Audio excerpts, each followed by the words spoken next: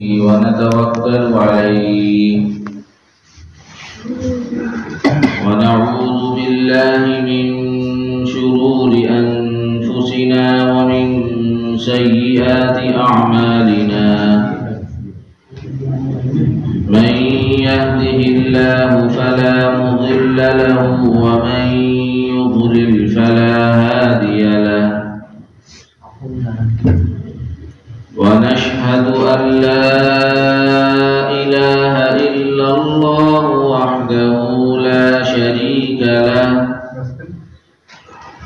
ونشهد أن سيدنا وسندنا وشفيعنا وإمامنا ومولانا محمدا عبده ورسوله صلى الله عليه وعلى آله وأصحابه وأزواجه وذرياته وبارك وسلم تسليما كثيرا كثيرا. أما بعد فأعوذ بالله من الشيطان الرجيم. بسم الله الرحمن الرحيم. إن الله وملائكته يصلون على النبي يا أيها الذين آمنوا صلوا عليه وسلموا تسليما. صدق الله مولانا العلي العظيم.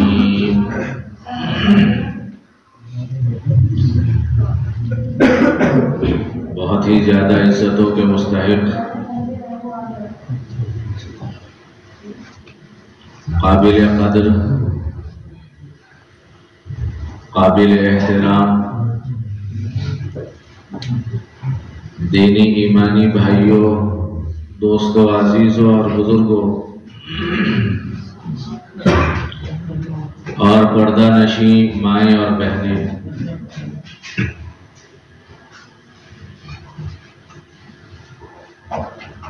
بہت ہی زیادہ مبارکبادی کے مستحق ہیں کمیٹی اصلاح الرسوم کے وہ سرگرم افراد اور ذمہ داران، کارکنان جنہوں نے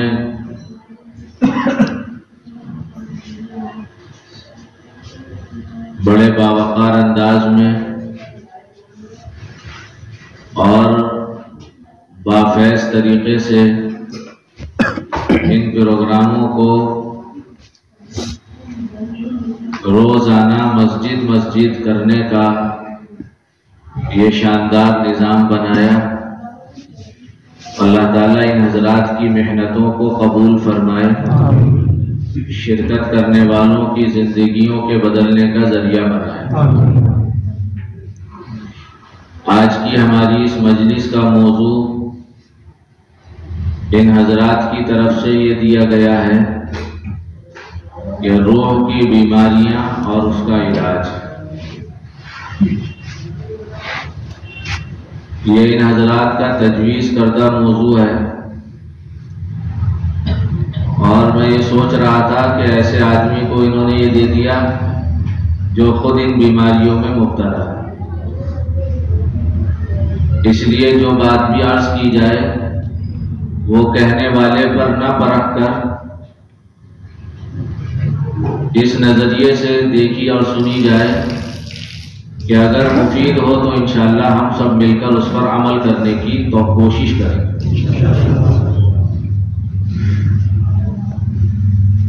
دنیا کے اندر لوگ نت نئے انداز سے بیمار ہو رہے ہیں اور ان بیماریوں کا علاج بھی تجویز کیا جا رہا ہے. ایسی بیماریاں وجود میں آ رہی ہیں جن کا پہلے سے کوئی تصور بھی نہیں تھا اور ان کے واقعتاً ایسے حیرت انگیز علاج بھی تجویز کیے جا رہے ہیں اور وجود میں آ رہے ہیں کہ اب ایسا لگتا ہے اسبابی طور پر کوئی بیماری لا علاج باقی نہ رہے. ہر چیز کا تقریباً علاج موجود ہے. طریقہ علاج شاندار ہے. جو آدمی بیمار ہو جاتا ہے وہ اپنا علاج جا کر کرا لیتا ہے. لیکن اس میں سب سے بڑی اور بنیادی بات یہ ہے کہ آدمی یہ محسوس کرے کہ میں واقعتاً بیمار ہوں. جب آدمی اپنے کو بیمار مان لیتا ہے اور بیمار زدہ اپنے آپ کو سمجھ لیتا ہے تو پھر آدمی اس کے علاج کی فکر بھی کرتا ہے, کوشش بھی کرتا ہے, جتن بھی کرتا ہے, اس کے لیے قربانیاں بھی دیتا ہے. جانی قربانی بھی دی جاتی ہے اور مالی قربانیاں بھی دی جاتی ہیں. اور اگر کوئی آدمی یہ مانے ہی نہ, کوئی اللہ کی بندی یہ مان کر ہی نہ دے کہ میں بیمار ہوں, تو پھر اس کا علاج بھی آسان نہیں ہے. اس لیے علاج کے کارگر ہونے کے لیے اور علاج کی فکر کرنے کے لیے آدمی کا یہ ماننا ضروری ہے کہ میں واقعتاً اس بیماری میں مبتلا ہوں اور یہ بیماری میرے لیے جان لیوا ثابت ہو سکتی ہے. مجھے اس سے نقصان ہو سکتا ہے, مجھے اس کا خمیازہ بھگتنا پڑ سکتا ہے. جب آدمی یہ سوچتا ہے تو پھر علاج کی فکر کرتا ہے. بعض بیماریاں ایسی ہیں جو آدمی کو دکھائی نہیں دیتی, جن بیماریوں کا آدمی کو پتہ نہیں چلتا. آدمی بیمار ہے لیکن آدمی کو محسوس ہی نہیں. ایسی بیماریوں کو روح کی بیماریاں کہا جاتا ہے. ایسی بیماریوں کو دل کی بیماریاں کہا جاتا ہے. اور یہ اطباء کی زبان میں انتہائی مہلک قسم ہوتی ہے بیماری کی کہ آدمی بیمار ہے اسے پتہ ہی نہیں. خدا نخواستہ اگر کسی آدمی کے گردے میں پتھری ہو جائے, اللہ نہ کرے, جو مبتلا ہے اللہ تعالیٰ انہیں عافیت اور صحت عطا فرمائے, جو مبتلا نہیں ہے اللہ انہیں محفوظ رکھے. تو ڈاکٹر یہ کہتے ہیں کہ صاحب اگر کسی کے درد ہو رہا ہے تو یہ اچھی بات ہے بالمقابل اس کے جس کے گردے میں پتھری ہے اسے درد ہی نہیں, اسے پتہ ہی نہیں چل رہا کہ میں اندرونی طور پر بیمار ہوں. خطرہ اس بات کا ہے کہ اسے پتہ ہی نہ چلے اس کا گردہ کام کرنا ختم کر. تو یہ زیادہ خطرے کی بات ہے کہ آدمی بیمار ہے اسے پتہ ہی نہیں. عام طور پر یہ روحانی بیماریوں میں ہوتا ہے. دل کی بیماریوں میں ایسا کثرت سے پایا جاتا ہے.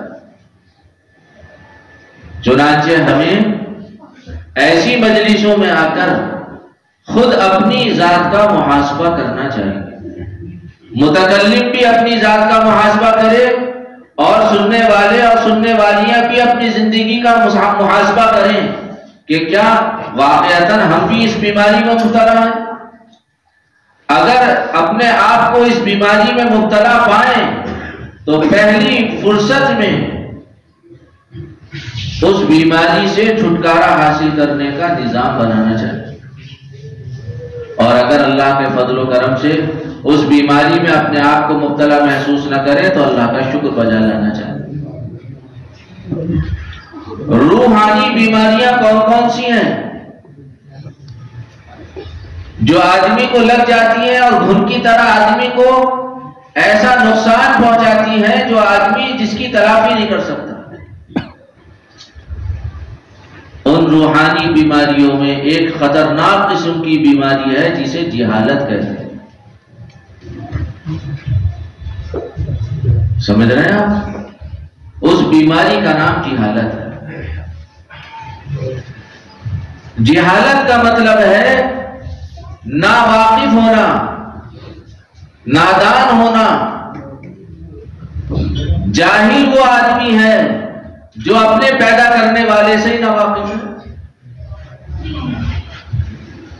سب سے بڑی جہالت یہ ہے کہ وہ آدمی جس کا کھا رہا ہے اسی سے ناواقف ہے، اس کی طاقت سے واقف نہیں، اس کی قدرت سے واقف نہیں، اس کی ربوبیت سے واقف نہیں، اس کی الوہیت سے واقف نہیں، اس کے نظام غیبی سے واقف نہیں، غفلت کے ساتھ زندگی گزارنا۔ وہ نہیں جانتا کہ اس کا پیدا کرنے والا کس قدر پاورفل ہے۔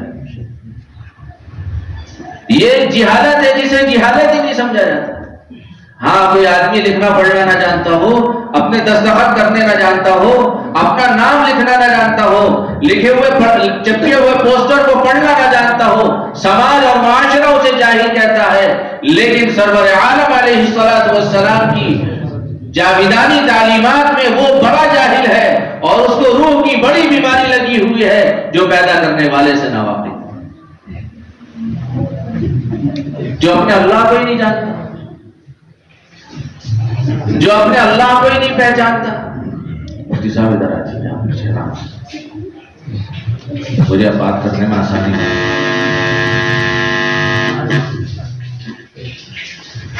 جو اپنے اللہ کو ہی نہیں جانتا یہ جاہل ہے، اور یہ بیماری ہے، اور یہ ایسی بیماری ہے، ایسی بیماری ہے جناب رسول اللہ صلی اللہ علیہ وسلم نے سب سے پہلے اس بیماری کے ازالے کی کوشش کی ہے، سب سے پہلے اس بیماری کو دور کرنے کا نظام بنایا۔ اللہ تبارک و تعالی نے حضور اکرم علیہ الصلوۃ والسلام کو جب حکم فرمایا کہ بھئی لوگوں کو جمع کر کے ہماری بات پہنچاؤ، مجھے اس کی تفصیل میں نہیں جانا، وقت بہت محدود ہے اور مجھے کچھ ضروری باتیں عرض کرنی ہیں۔ آپ علیہ الصلوۃ والسلام نے پہاڑی کی چوٹی پر چڑھ کر جو اعلانات کیے اور لوگوں کو جمع کیا، اور پھر مخصوص افراد کو جمع کر کے جس بات کا اعلان کیا اور جو آپ علیہ الصلوۃ والسلام نے علاج بتایا اور جس بیماری کے ازالے کی کوشش کی، اس کے الفاظ یہ تھے، یا ایھا الناس قولوا لا الہ الا اللہ تفلحوا۔ اے لوگو تم بیماری میں مبتلا ہو، اے لوگو تم چودراہٹ میں مبتلا ہو، اے لوگو تم متولی ہو کر اور یہاں کے کاموں کے ذمہ دار ہو کر خوش فہمی میں مبتلا ہو، اے لوگو جب تک تمہیں اپنے پیدا کرنے والے کو نہیں پہچانو گے، اور جب تک تم اپنی پیشانی اس کے سامنے رکھ نہ دو گے، اور جب تک تم دنیا میں آنے کے مقصد کو اس رب کریم کے اعتبار سے پہچان نہ لو گے، اے لوگو تم اس بیماری سے نکل نہیں سکتے۔ یا ایھا الناس قولوا لا الہ الا اللہ تفلحوا۔ اے لوگو لا الہ الا اللہ کہہ دو، کامیاب ہو جاؤ گے، بیماری سے نکل جاؤ گے، تمہیں صحت مل جائے گی، تمہیں شفا مل جائے گی۔ رسول اللہ صلی اللہ علیہ وسلم کا کمال یہ ہے، کمال یہ ہے، خود فرماتے ہیں اوتیت بجوامع الکلم، رب کریم نے مجھے جامع کلمات عطا کیے ہیں۔ ایک لفظ کا ظاہر ہوتا ہے، لیکن پیغمبر علیہ الصلوۃ والسلام کے جو مبارک کلمات ہیں وہ سمندر سے زیادہ گہرے ہیں، ان کی اونچائی آسمان کی بلندیوں سے زیادہ ہے۔ آپ فرما رہے ہیں یا ایھا الناس، اے لوگو، اے شرق والو، اے غرب والو، اے شمال والو، اے جنوب والو، اے اولین و آخرین، یاد رکھو تمہاری سب سے بڑی بیماری اور تمہاری روح کی سب سے بڑی بیماری یہ ہے کہ تم اپنے پیدا کرنے والے سے ناواقف ہو۔ تم کاروبار ہو، تم کاروباری ہو، ہوتے رہو، تاجر ہو، ہوتے رہو، فلاسفر ہو، ہوتے رہو، تم دنیا کی جس شعبے میں ہو، یاد رکھو تمہیں روگ لگا ہوا ہے، تمہیں بیماری لگی ہوئی ہے، تم جانو نہ جانو، تم مانو نہ مانو، میں محمد عربی تمہیں بتا کر جا رہا، یا ایھا الناس قولوا لا الہ الا اللہ تفلحوا۔ بیماریوں سے ازالہ چاہتے ہو، بیماریوں سے شفا چاہتے ہو، اس کے سوا کوئی چارہ کار نہیں، تم اپنے پیدا کرنے والے کو پہچانو۔ آج اللہ کو میں یہ نہیں کہہ رہا ہم اللہ کو نہیں مانتے، ماننا الگ ہے، پہچاننا الگ، معاف کیجئے گا، ماننا الگ ہے، پہچاننا الگ ہے۔ مان لیتا ہے آدمی لیکن پہچاننے میں دیر لگتی ہے۔ جب آدمی کسی کو پہچان لیتا ہے تو اس کی قدر کرتا ہے، جب کسی کو پہچان لیتا ہے اس کی قدر کرتا ہے، اس کی عظمت اپنے دلوں میں بٹھاتا ہے۔ کتنے مسلمان ہیں، میں کسی پر طنز نہیں کر رہا، میں یہاں آپ کا دل دکھانے نہیں آیا، آپ کے اعتماد کو ٹھیس پہنچانے نہیں آیا۔ جب آدمی اللہ کو نہیں پہچانتا، کتنے مسلمان ہیں، کتنے مسلمان ہیں، اگر ان کے یہاں کوئی خوشی نہ آئے، بچے کی ولادت میں تاخیر ہو جائے، یہ اللہ کا نظام ہے، کسی کو جلدی دے دیتا ہے، کسی کو تاخیر سے دیتا ہے، کسی کو لڑکے دیتا ہے، کسی کو لڑکیاں دیتا ہے، اور کسی کو اللہ تبارک و تعالیٰ اس نعمت سے محروم رکھ دیتا ہے، اس کو یہ نعمت نہیں دیا کرتا۔ کتنے مسلمان ہیں جو اس نعمت کو حاصل کرنے کے لیے ایک اللہ کے در کو چھوڑ کر 1000 دروں پر جاتے نظر آتے ہیں، حالانکہ جن دروں پر میں اور آپ جا رہے ہیں، جن کی کنڈیاں ہم کھٹکھٹا رہے ہیں، رب کریم کے وہ سب محتاج ہیں، اسی اللہ کے محتاج ہیں جس اللہ نے مجھے آپ کو پیدا کیا ہے۔ ایک ذرہ برابر نفع دے نہیں سکتے اللہ کی مرضی کے بغیر، اور ذرہ برابر نقصان نہیں دے سکتے اللہ کی مشیت کے بغیر۔ یہ جہالت ہے، یہ بیماری ہے، یہ روح کا روگ ہے جسے ہمیں دور کرنا چاہیے۔ اس روگ اور بیماری کو دور کرنے کے لیے اللہ کا فضل ہے، چپے چپے پر مدارس قائم ہیں، اللہ کا فضل ہے، مسجدوار جماعت قائم ہے، اللہ کا فضل ہے، مختلف مقامات پر خانقاہیں قائم ہیں، علماء اپنے انداز میں، مبلغین اپنے انداز میں، لوگ اپنے اپنے اعتبار سے اس جہالت اور بیماری کو دور کرنے کی کوشش کر رہے ہیں۔ لیکن افسوس اور صد افسوس بات یہ ہے کہ ہم اس بیماری کو بیماری ماننے کو تیار ہیں۔ اس کی وجہ ہے کہ ہم جو آدمی ہماری اس بیماری کو دور کرنے کی کوشش کرتا ہے، ہم اسے اپنا بدخواہ سمجھتے ہیں۔ جماعت کے ساتھی پہنچ جائیں کنڈی بجانے، یہ ایسی میں نام تو نہیں بتاؤں گا محلے کا، میرے ماموں نے بتایا کہ ہم ایک آدمی کے پاس جاتے تھے ملاقات کرنے، منع کر دیا کرتا، اس نے کیمرے لگوائے اور پھر ملاقات کرنے گئے تو وہ اتر کر آیا اور اس نے کہنے لگا مجھے چور و چکوں کی فکر نہیں ہے، تمہاری وجہ سے کیمرے لگائے، میں تمہاری صورت دیکھنا نہیں چاہتا، میں تاکہ کیمرے میں دیکھ لوں، میں نہیں منع کرتا۔ الامان والحفیظ، الامان والحفیظ۔ آدمی بیمار ہے اور اس کو بیماری کا علم، یہ سنگین مرحلہ ہوتا ہے، یہ سنگین مرحلہ ہوتا ہے۔ تو روح کی ایک بیماری جہالت ہے، ہم اپنے پیدا کرنے والے سے واقف نہیں، ہم رسول اللہ صلی اللہ علیہ وسلم کی عظمت سے واقف نہیں، ہم رسول اللہ کی عظمت سے واقف نہیں۔ میں بہت اعتماد کے ساتھ اور میں بغیر کسی جوش کے بہت ہوش کے ساتھ آپ سے عرض کر رہا کہ اگر ہم رسول اللہ صلی اللہ علیہ وسلم کی عظمتوں سے واقف ہوتے اور اگر ہمارے دل کے اندر یہ روگ نہ ہوتا اور جہالت کی بیماری سے ہمارا دل پاک ہوتا تو ہمارے جینے کے طریقے الگ ہوتے، ہمارے رہنے کے طریقے الگ ہوتے، ہمارے زندگی گزارنے کے سلیقے الگ ہوتے۔ اٹھا کر دیکھیے تاریخ کی کتابیں اور پڑھیے عروہ ابن مسعود ثقفی کا وہ بیان جو انہوں نے رسول اللہ صلی اللہ علیہ وسلم سے ملاقات کے بعد اور صحابہ کی پیغمبر علیہ السلام کی عظمت دیکھ کر سرداران قریش کے سامنے یہ رپورٹ دی تھی کہ اے لوگوں، اے چودھریوں، میں کسرا کے دربار میں بھی گیا ہوں اور قیصر کے دربار میں بھی گیا ہوں اور نجاشی سے بھی میری ملاقات ہوئی ہے اور یمن کے سلاطین سے میں ملا ہوں، لیکن میں نے آج تک کسی وزیر کو اپنے بادشاہ کی اس قدر عظمت کرتے نہیں دیکھا جتنا میں نے احترام محمد کے ساتھیوں کو محمد کا کرتے ہوئے دیکھا۔ وہ اگر ڈھونڈتے ہیں تو زمین پر نہیں گرتا، کسی کے وجود پر گرتا ہے.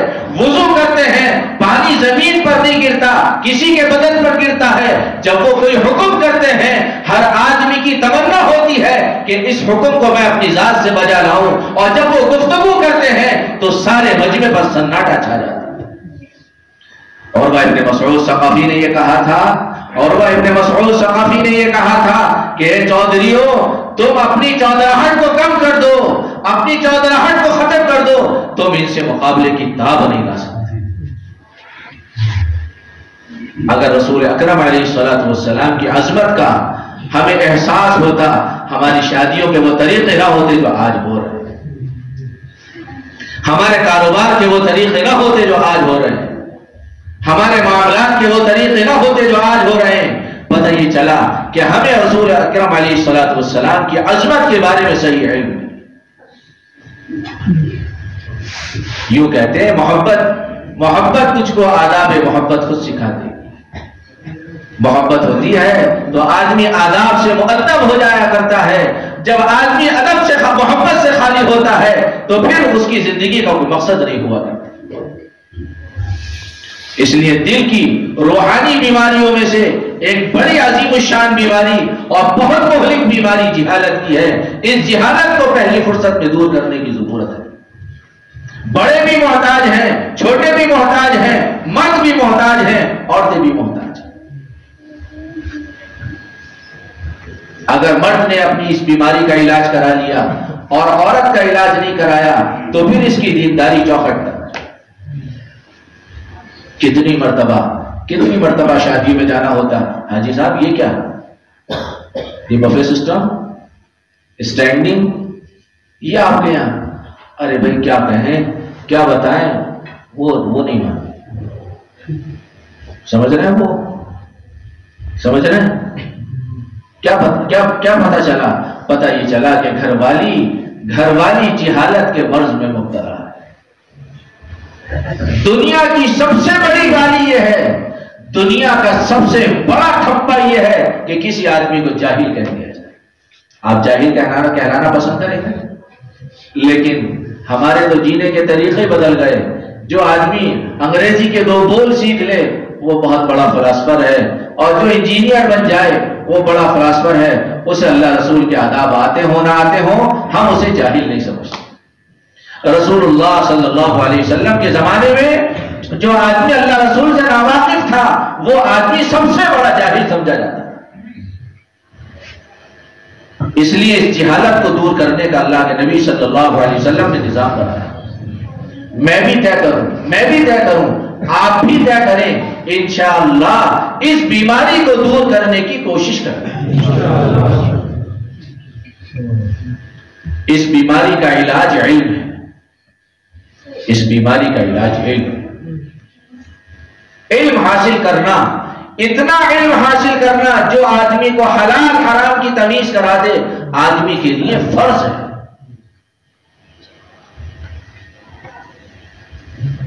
آدمی کے لیے فرض ہے. کتنے مسلمان گھرانے ہیں جو جہالت کی بیماری کی وجہ سے سودی قرضوں میں گرفتار ہیں. کتنے مسلمان گھرانے ایسے ہیں جو جہالت کی بنیاد پر صرف اپنی وقتی عزت کی خاطر، وقتی نام و نمود کی خاطر بہت شاندار انہوں نے شادیاں کی، اور پھر وہ آج تک ایسے قرضوں میں گرفتار ہیں جس سے خلاصی کا ان کے پاس کوئی راستہ نہیں. اس لیے میرے بھائیوں، مسجد ایسے حلقے قائم ہوں جس میں علم کی بات ہو، جس میں حلال و حرام کے مذاکرے ہوں، جس میں تجارت سکھائی جاتی ہو، جس میں معاملات سکھائے جاتے ہوں، جس میں پڑوسیوں کے ساتھ رہنا سکھایا جاتا ہے. جو مدرسے جا سکتے ہیں مدرسے میں جا کر، جو مسجد آ سکتے ہیں مسجد آ کر، جو خانقاہوں میں جا سکتے ہیں وہاں جا کر، جو تبلیغ میں رکھ سکتے ہیں تبلیغ میں رکھ کر اپنی جہالت کو دور کرنے کا نظام بنائے. جہالت کا واحد علاج علم ہے. دوسری بیماری جو ہمیں خون کی طرح لگی ہوئی ہے، کیا عوام، کیا خواص، کیا اپنے، کیا برائے، اچھے لوگ اس بیماری میں مبتلا ہیں. اس بیماری کا نام ہے حسد۔ حسد کسے کہتے ہیں؟ حسد کہتے ہیں سامنے والے کی نعمتوں کو دیکھ کر یہ تمنا کرنا کہ جی یہ نعمت میرے پاس آئے یا نہ آئے، اس کے پاس نہیں رہے۔ اس بیماری میں مردوں سے زیادہ بہنیں مبتلا ہیں۔ شادی میں کسی کا سوٹ دیکھ لیا، رات بھر کروٹ بدل دے، میاں کہہ رہا میاں کیا بات، تم جب سے وہاں سے پارٹی سے آئی ہو میں تمہیں کیا پتا، تمہیں فکر ہی کیا، تمہیں کیا پتا کیا بیچینی۔ یہ بھلائی کون سی مارکیٹ سے، اور عورتیں بڑی ہوشیار ہیں، بہت ہوشیار ہے صاحب، بڑی ہوش، وہ یہ نہیں چاہتی کہ صاحب میرے جیسا کوئی بنا لے۔ اگر وہ کسی دکان سے کوئی سوٹ لائی ہے اور کوئی بہن پوچھ رہی کہ کہاں سے، تو وہ الٹی پٹی، اجی میں تو وہاں سے لائی ہوں پیٹ میں سے، اور وہ بیچاری پیٹ میں تلاش کر رہی ہے، وہ پیٹ میں ہو لائی ہو تو میرے بھی۔ میں آپ کو سنی سنائی نہیں بتا رہا، حقیقت بتا رہا ہوں۔ اللہ تعالیٰ ہم سب کے حال پر رحم فرمائے۔ حسد کہتے ہیں آدمی سامنے والے کی نعمت کو دیکھ کر یہ تمنا کرے کہ جی میرے پاس آئے یا نہ آئے، اس کے پاس نہیں رہنی چاہیے۔ کیا مطلب؟ مطلب یہ ہے کہ یہ حاسد اللہ کی تقسیم پر راضی نہیں ہے۔ یہ کہہ رہا ہے کہ بھی اللہ کو کیا پتا، یہ آدمی اس کا مستحق ہی نہیں تھا، اللہ نے بلا وجہ نعمت دے دی۔ سمجھ رہے ہیں آپ؟ اللہ پر اتنی خطرناک جرت، کامل الایمان آدمی نہیں کر سکتا، کامل الایمان آدمی نہیں کر سکتا۔ حضور اکرم علیہ الصلوۃ والسلام نے فرمایا جو آدمی اس بیماری میں مبتلا ہوتا ہے، جو عورت اس بیماری میں مبتلا ہوتی ہے، وہ یاد رکھے اس کی نیکیاں بچ نہیں سکتی۔ حضور نے فرمایا کہ حسد نیکیوں کو اس طرح کھا جاتا ہے جیسے آگ لکڑی کو کھا جاتی ہے۔ ہم اس بیماری میں مبتلا ہیں، ہمیں پتہ ہی نہیں۔ کسی کا عہدہ دیکھ لیا، اب جل رہا ہے خام خواہ کے لیے، ارے بھائی یہ تو اللہ نے دیا ہے۔ کسی کا حسن دیکھ لیا، خام خواہ کے لیے جل بھول رہے ہیں۔ اس کا کچھ نہیں بگڑ لیا، اس کو پتہ بھی نہیں، راتوں کی نہیں دن کی حرام ہے۔ نہ انہیں کھانے میں مزہ لگے، نہ انہیں پہننے میں مزہ لگے، نہ انہیں اوڑھنے آنے جانے میں مزہ لگے، کیونکہ اسے نعمت کیوں مل گئی، اسے نعمت کسی کی فکر ہے، اور یہی غم لگا ہوا ہے۔ اس بیماری کا علاج یہ ہے کہ آدمی تنہائی میں، بالکل تنہائی میں بیٹھ جائے اور بہت ٹھنڈے دل سے اپنے آپ کو مخاطب کرے اور اس سے یہ کہے ارے میاں تم خام خواہ پریشان ہو رہے ہو، تمہارے حسد کرنے سے جس آدمی پر تم حسد کر رہے ہو اس کا کوئی نقصان نہیں، نہ اس کی دولت ختم ہو رہی، نہ اس کی عزت ختم ہو رہی، نہ اس کا منصب ختم ہو رہا، نہ اس کا حسن و جمال ختم ہو رہا، اس کی کسی نعمت میں فرق نہیں آ رہا، تم اپنا خام خواہ نقصان کر رہے ہو۔ اس لیے بھائی حسد کرنا چھوڑو، اپنا کام کرو، جسے اللہ نے جو دیا اللہ جانے۔ تم اللہ سے دعا کرو کہ اللہ اگر خیر ہے تو یہ نعمت مجھے بھی مقدر فرما دے۔ انشاءاللہ اس کی کوشش آدمی کرے، کوشش کرتا رہے تو انشاءاللہ اس بیماری سے نجات مل جائے گی، لیکن مستقل کوشش کرنی پڑے گی۔ بعض بیماریاں ایسی ہوتی ہیں جو مستقل اس میں دوائی کھانی پڑتی ہے۔ ٹی بی کی بیماری ہے مثال کے طور پر، اللہ حفاظت فرمائے، آدمی مستقل دوائی کھاتا ہے، اگر ایک ناغہ بھی ہو گیا تو پھر دوائی اثر نہیں کرے گی، کورس دوبارہ شروع کیا جائے۔ تو مستقل حسد کی بیماری کو دور کرنے کے لیے اپنی نفس کا محاسبہ، اپنی ذات کا محاسبہ کہ اس کا کچھ نہیں بگڑ رہا، تیرے ہی بگڑ رہا، اس کا کوئی نقصان نہیں، تیرے ہی نقصان ہے، اور آدمی اپنا نقصان نہیں چاہتا۔ روح کی بیماریوں میں ایک عجیب بیماری تکبر کی۔ تکبر کے معنی ہوتے ہیں، بعض لوگوں نے دو معنی بیان کیے ہیں، بعض نے اس سے زیادہ بھی بیان کیا۔ تکبر کا ایک مفہوم ہوتا ہے، جب آدمی اس تکبر کی بیماری میں مبتلا ہوتا ہے تو اس سے آدمی حق کی مخالفت پر آ جاتا ہے، حق بات قبول نہیں کرتا، حق تحریک کو قبول نہیں کرتا۔ اور جب آدمی تکبر کی بیماری میں مبتلا ہو جاتا ہے، کوئی بہن تکبر کی بیماری میں مبتلا ہو جاتی ہے، تو پھر سامنے والے کو اپنے سے نیچا سمجھتا ہے، اور یہ بڑی خطرناک بات ہے، یہ ایک بڑی خطرناک بات ہے۔ اس سے رسول اللہ صلی اللہ علیہ وسلم نے پناہ مانگی ہے۔ حضور کی دعا ہے، اللہم اجعلنی فی عینی صغیرا، اے اللہ مجھے میری نگاہ میں چھوٹا بنا، اے اللہ مجھے میری نگاہ میں چھوٹا بنا۔ حالانکہ رسول اللہ آپ کی عظمتیں، آپ کا مقام، آپ کا احترام، جہاں جبرائیل نہ پہنچ پائے وہاں رسول اللہ پہنچے۔ اور اگر آپ مجھے اجازت دیں، اگر آپ مجھے اجازت دیں، بہت جسارت کے ساتھ یہ بات کہی جا سکتی ہے کہ جبرائیل کی حدود متعین ہے، رسول اللہ کی حدود متعین نہیں ہے۔ کچھ استثناءات ہو سکتے ہیں، لیکن رسول اللہ صلی اللہ علیہ وسلم کی عظمت ہے، اس کے باوجود دعا مانگ رہے ہیں، اللہم اجعلنی فی عینی صغیرا، پروردگار عالم مجھے میری نگاہ میں چھوٹا بنا۔ یہ دعا رسول اللہ کے لیے نہیں ہے، یہ دعا حقیقت میں میرے آپ کے لیے ہے، یہ دعا حقیقت میں ان بیماروں کے لیے ہے جو تکبر کی بیماری میں مبتلا ہے۔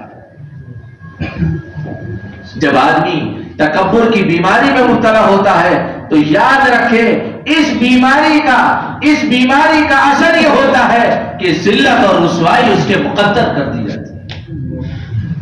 بعض لوگوں نے لکھا ہے کہ آسمانوں میں جو سب سے پہلا گناہ ہوا ہے، آسمانوں میں جو سب سے پہلا گناہ ہوا ہے وہ تکبر کا ہوا ہے۔ شیطان نے تکبر کی بنیاد پر یہ اللہ سے کہا تھا، انا خیر من، کہ میں اس سے بہتر ہوں، یہ تکبر ہے۔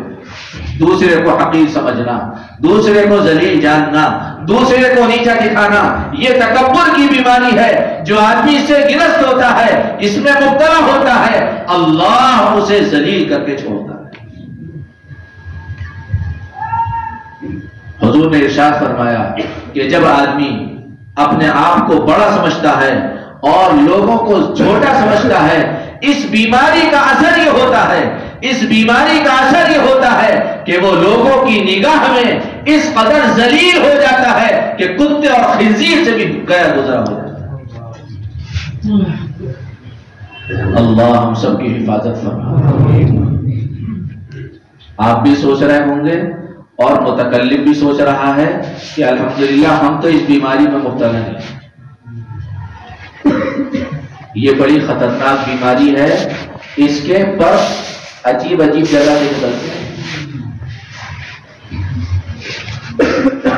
بعض لوگوں نے لکھا ہے کہ اس بیماری کا اثر کبھی آنکھ سے ظاہر ہوتا ہے، اس بیماری کا اثر کبھی زبان سے ظاہر ہوتا ہے، اس بیماری کا اثر کبھی چال سے ظاہر ہوتا ہے، اس بیماری کا اثر کبھی حسب نسب میں دکھائی دیتا ہے، اس بیماری کا اثر کبھی مال و دولت میں ظاہر ہوتا ہے، اس بیماری کا اثر کبھی آدمی کے حسن و جمال کی شکل میں ظاہر ہوتا ہے۔ اس کے ظاہر ہونے کی شکلیں الگ ہیں کہ جی آدمی کے خون میں بگاڑ ہو گیا کہ اب اس کا اثر کہ کبھی پھنسیاں ٹانگ میں، کبھی پھنسیاں ہاتھوں میں، کبھی پھنسیاں پیٹ میں اور کبھی پھنسیاں پیٹھ میں، کہ اس کا اثر ہے کہ تکبر کی بیماری میں مبتلا ہے، اس کے اثرات ظاہر ہوں گے۔ آدمی کسی کو اپنے خاطر میں نہیں لاتا۔ حضور اکرم صلی اللہ علیہ وسلم جو بڑوں کے بڑے ہیں، نبیوں کے امام ہیں، امام الانبیاء ہیں، ان کا حال یہ ہے کہ وہ اپنے بڑوں کے سامنے پیچھے چلے جاتے ہیں۔ گویا پیغمبر علیہ الصلوۃ والسلام نے اس تکبر کا علاج بتایا کہ اس تکبر کا واحد علاج تواضع ہے۔ اپنے آپ کو چھوٹا بناؤ۔ مقولہ مشہور ہے حضرت والا نانوتوی رحمت اللہ علیہ کا، اگر علم کی نسبت میرے ساتھ لگی ہوئی نہ ہوتی تو قاسم خود کو ایسا مٹاتا دنیا پہچان نہ پاتی کہ دنیا کے اندر قاسم کے نام کا بھی کوئی آدمی پیدا ہوا تھا. قاسم نانوتوی جیسا آدمی اللہ کی پناہ، اللہ کی.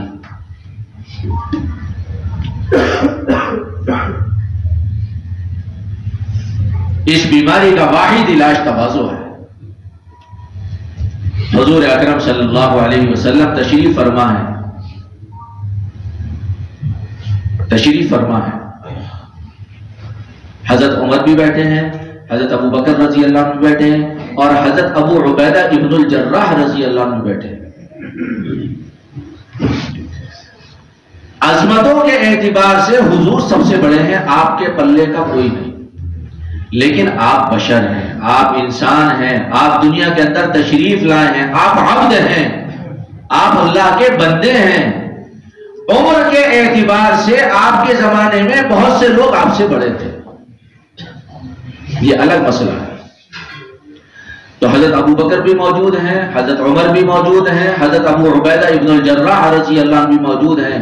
حضور اکرم علیہ السلام کی خدمت میں پیالہ آیا، اس میں کچھ مشروب تھا، آپ نے نوش فرمایا، اور استعمال کرنے کے بعد نہیں، آپ نے نوش نہیں فرمایا، آپ علیہ السلام نے لیا اور وہ ابو عبیدہ ابن الجراح کو دے دیا. حضرت ابو عبیدہ ابن الجراح رضی اللہ تعالی عنہ نے عرض کیا کہ یا رسول اللہ، میری یہ جرت نہیں کہ آپ کے پیالے کو میں استعمال کر لوں. یا رسول اللہ، آپ خود نوش فرمائیں، آپ خود استعمال فرمائیں. آپ علیہ السلام نے فرمایا نہیں ابو عبیدہ تم لے لو. حضرت ابو عبیدہ رضی اللہ عنہ فرمایا، عرض کیا یا رسول اللہ آپ استعمال فرمائیں، آپ اس کے زیادہ مستحق ہیں. آپ نے ارشاد فرمایا ابو عبیدہ یہ پیالہ لے لو. ابو عبیدہ نے پھر عرض کیا کہ یا رسول اللہ آپ اس پیالے کے زیادہ حقدار ہیں، آپ استعمال فرمائیں. غلام کی یہ اوقات نہیں اور غلام کی یہ ہمت نہیں کہ آپ کے پیالے کو خود نوش فرما لے، نوش کر لے. آپ علیہ السلام نے کیا جملہ ارشاد فرمایا؟ آپ نے فرمایا ابو عبیدہ یہ تم لے لو، تم ہم میں عمر کے اعتبار سے سب سے بڑے ہو اور اللہ نے برکت بڑوں میں چھپا کر رکھی. کیا رسول اللہ سے بھی بڑے ہو گئے ہم؟ نعوذ باللہ. ذرا سے کچھ پیسے ہاتھ پر کے آ گئے، بڑوں کو بڑا ہی نہیں سمجھتے، بڑوں کو بڑا ہی نہیں سمجھتے. حالانکہ بڑوں کا بڑا ہونے کے اعتبار سے اکرام کرنا ضروری ہے. حضرت انس رضی اللہ تعالیٰ عنہ فرماتے ہیں حضور نے مجھ سے خود ارشاد فرمایا اے انس بڑوں کا اکرام کر اور چھوٹوں کی پر شفقت کر، یہ عمل تجھے قیامت میں جنت کے اندر میرا قریبی بنا دے. لیکن جو آدمی تکبر کی بیماری میں مبتلا ہوتا ہے وہ کسی کا اکرام نہیں کرتا، وہ کسی کا احترام نہیں کرتا، وہ تو دوسرے کو اپنے سے چھوٹا سمجھتا ہے. اور اگر وہ بڑے جن کا اکرام کرنا ہے، وہ بڑے اگر ہمارے والدین کی قبیل سے ہوں تو پھر ان کا کتنا احترام ہونا چاہیے اور کتنا ان کی عظمت ہونی چاہیے، اس کو بیان نہیں کیا جا سکتا. لیکن جہالت ہے اور علم سے دوری ہے اور تکبر کی بیماریاں لگی ہوئی ہیں، تو آدمی اگر کسی جاب پر آ گیا، کسی نوکری پر لگ گیا، اور خدا نخواستہ اگر سرکاری نوکری لگ گئی اور ریلوے کی نوکری ہاتھ آ گئی تو پھر تو کہہ نہیں کیا. اگر بہت سعادت مند بیٹا ہوا تو وہ سردی میں 2 سوٹ بنا دے، گرمی میں کاٹن کے سوٹ بنا دے، سردی میں گرم سوٹ بنا دے، سردی گرمی کا انتظام کر دے، کام کرنے کے لیے نوکرانی رکھ دے، اور یوں کہے کہ جی میں نے کر دو دیا، ان کا حق پورا. بات کرنے کو تیار نہیں، ساتھ بیٹھنے کو تیار نہیں، 2 بول بولنے کو تیار نہیں، خیریت معلوم کرنے کو تیار نہیں. ان بوڑھے والدین کی پیروں میں تلن ہو رہی ہے اور یہ دبانے کو تیار نہیں، یہ تسلی کے 2 بول کہنے کو تیار نہیں. وجہ کیا ہے؟ یہ اپنے کو باولی سمجھتا ہے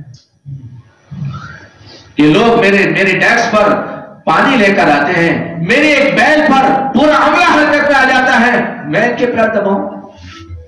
لوگ میری کار کے دروازے کھولتے ہیں، لوگ میرے بیٹھنے سے پہلے نہیں بیٹھتے، میں ان کے ہاتھ دباؤں، میں ان کے سر میں تیل لگاؤں، میں ان کی کلمے کے سیلی سنوں، کر دو رہا ہوں میں ان کی خدمت. یہ تکبر کے وہ اثرات ہیں جو آدمی کو کہیں کا نہیں چھوڑتے، جو آدمی کو کہیں کا نہیں چھوڑتے۔ بڑوں کی عزت بڑا ہونے کے اعتبار سے، چاہے رشتہ داری ہو یا نہ ہو، وہ اپنے ہو یا پرائے ہو، اگر وہ بڑے ہمارے والدین ہیں تو پھر ان کی عظمت کس قدر ہونی چاہیے اور ان کا احترام کس قدر ہونا چاہیے۔ حدیث پاک سنا کر اپنی بات ختم کر رہا۔ ایک حدیث میں ہے، پیغمبر علیہ الصلوۃ والسلام کی خدمت، حیات الصحابہ میں واقعہ منقول ہے، حضور اکرم علیہ الصلوۃ والسلام کی خدمت میں ایک آدمی آیا، اس کے ساتھ ایک بوڑھا آدمی بھی تھا۔ حضور علیہ الصلوۃ والسلام نے اس سے پوچھا، من معک، یہ کو تیرے ساتھ کون ہے؟ اس نے کہا، ابھی، یہ میرا ابا ہے، یہ میرا ابا ہے، بڑے میاں میرا ابا ہے۔ آپ نے فرمایا، اچھا اگر یہ تیرا ابا ہے تو کان کھول کر سن، کبھی ان کا نام لے کر ان کو آواز نہ دینا، اور دیکھ ان کے آگے آگے نہ چلنا، ان کے بیٹھنے سے پہلے مت بیٹھنا، اور کوئی ایسا کام نہ کرنا جس کی وجہ سے ان کو گالیاں پڑے، کوئی ایسا کام نہ کرنا جس کی وجہ سے ان کو گالیاں پڑے۔ تو اگر کسی کے ابا کو گالی دے کر آئے گا، لوگ آ کر تیرے ابا کو گالیاں دیں، لوگ آ کر تیرے ابا کو گالیاں دیں۔ ایک آدمی آیا حضور کی خدمت میں، یا رسول اللہ، میں نے اپنی والدہ کو اپنے کندھے پر بٹھا کر 3 میل لے کر گیا، اور یا رسول اللہ جس وقت میں نے اپنی والدہ کو اپنے کندھے پر بٹھایا اور میں لے کر چلا، اس وقت حال یہ تھا، گرمی اس قدر شدید تھی کہ یا رسول اللہ زمین ایسی تپ رہی تھی، اگر میں گوشت کی بوٹی اور گوشت کا ٹکڑا زمین پر ڈال دیتا لگا دیجت تو وہ گوشت کا ٹکڑا پک کر تیار ہو جاتا۔ اتنی سخت گرمی تھی، زمین تپ رہی تھی، آسمان سے شعاعیں برس رہی تھی۔ یا رسول اللہ ایسی گرمی کے عالم میں نے اپنی ماں کو اپنے کندھے پر بٹھایا ہے اور 3 میل کا سفر کرایا ہے، یا رسول اللہ کیا میں نے اپنی والدہ کا حق ادا کر دیا؟ کیا میں نے اپنی والدہ کا حق ادا کر دیا؟ حضور علیہ الصلوۃ والسلام نے ارشاد فرمایا، تیری ولادت کے وقت تیری والدہ کو جو پہلا درد ہوا تھا، پیارے ابھی تو اس کا بھی حق ادا نہیں کیا گیا، ابھی اس کا بھی حق ادا نہیں ہوا۔ تو بڑوں کی عظمت کرنا، بڑوں کا احترام کرنا یہ لازم اور ضروری ہے۔ اگر ہمارا معاشرہ اپنے بڑوں کی عزت نہیں کر رہا، میں اور آپ، مجھ سے اور آپ سے اگر اس میں کوتاہی ہو رہی ہے تو مجھے اور آپ کو ماننا پڑے گا، کہیں نہ کہیں تکبر کے جراثیم میرے اور آپ کے اندر موجود ہے۔ تکبر اللہ کو پسند نہیں ہے، تکبر اللہ کو پسند نہیں ہے۔ کبریائی اللہ کی چادر ہے، جو آدمی اس چادر کو کھینچنے کی کوشش کرتا ہے اور وہ متکبر بننا چاہتا ہے، اللہ اسے اوندھے منہ جہنم میں ڈال دے گا۔ اس لیے میرے بھائیوں، میرے عزیزوں، میرے بزرگوں، میری ماں بہنوں، ہم سب مل کر طے کریں انشاءاللہ جہالت کو دور کرنا ہے۔ ہم سب مل کر طے کریں انشاءاللہ حسد سے اپنے آپ کو بچانا ہے۔ ہم سب مل کر طے کریں انشاءاللہ تکبر اور غرور سے اپنے آپ کو بچانا ہے۔ ہر ایک کی ہمیں عظمت کرنی، ہر ایک کا احترام کرنا، معاشرے میں جو بڑے لوگ ہیں ان کا اکرام کر کے زندگی گزارنا۔ اللہ تبارک و تعالی محض اپنے فضل و کرم سے ان بیماریوں سے ہمیں نجات نصیب فرمائے اور ایک صالح معاشرے کی تشکیل فرمائے، اور ہمیں سنت کے مطابق زندگی جینا ہمارے لیے اللہ تبارک و تعالی آسان فرمائے، دین پر جینا اور دین ہی پر مرنا مقدر فرمائے۔